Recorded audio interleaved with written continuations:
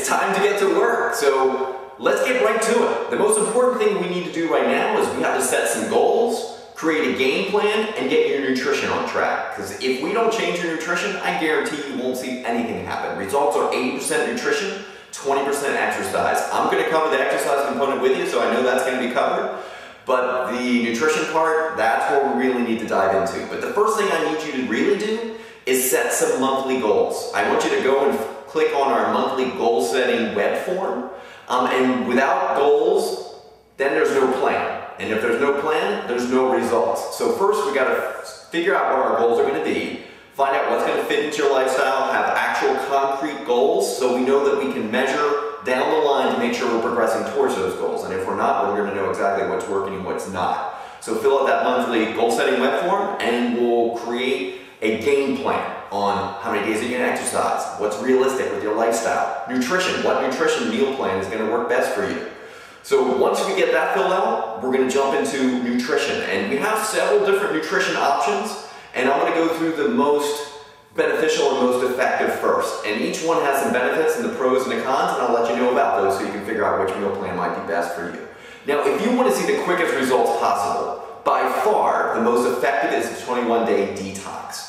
And why that works so much is it's going to reset your metabolism, it's going to reset your food cravings, it's going to reset all the sugar crashes that you have, and it's going to reset your taste buds.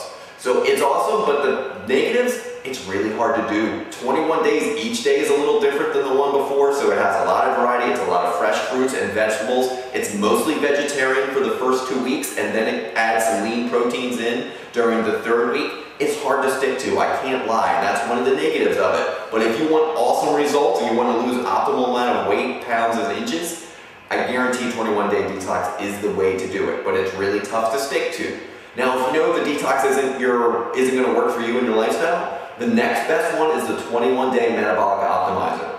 And I like this one because it has a lot of the variety and some options that the 21 detox doesn't have. So you can still get great results, but it's a little bit easier to follow. It gives you a little bit more flexibility to work with. It's going to make sure you get all the same amount of protein, carbs, and fats, so that's all covered, but it gives you some variety and some flexibility, which I think a lot of people would like a little bit better. Now, if you know you travel a lot, and you're on the road, and you're on the go, and you have to eat out quite a bit, I really recommend our 21-day on the go. That gives you options to go to Dunkin' Donuts, to go to Wawa, to go to Panera.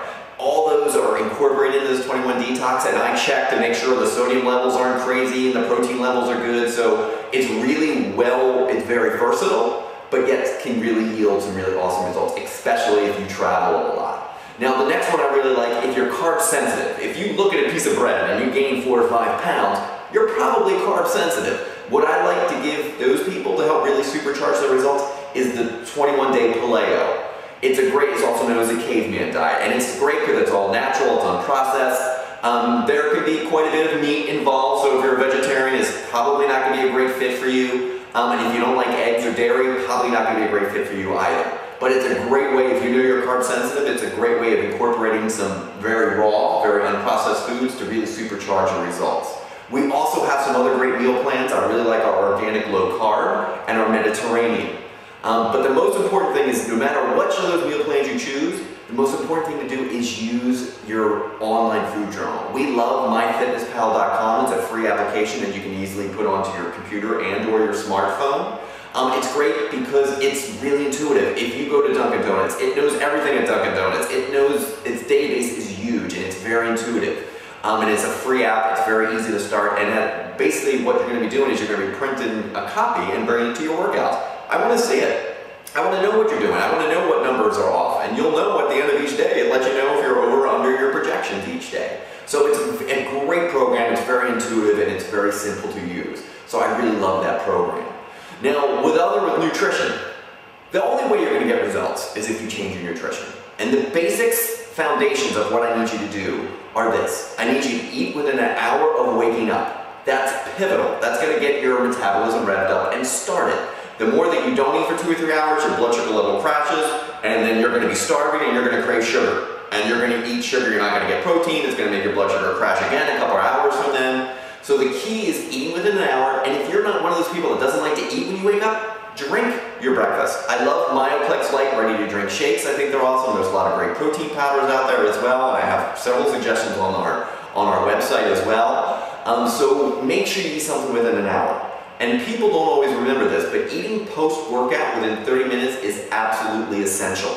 If you don't eat post-workout, it's almost like that workout didn't happen. And you need a good quality meal. Once again, I have a great link on suggestions for post-workout meals, and that's really key. And a lot of people, pre-workout meals very important too. And if you work out from 5:30 to 6:30, you still want to have a little something in your system, because a lot of people like to work out on an empty stomach, but then you could eventually get low blood sugar. You could feel lightheaded, you can get dizzy, you can get nauseous, you can vomit. I've seen it. So you got to make sure you eat pre and post. It's very important, and a lot of people don't realize the importance of both of those.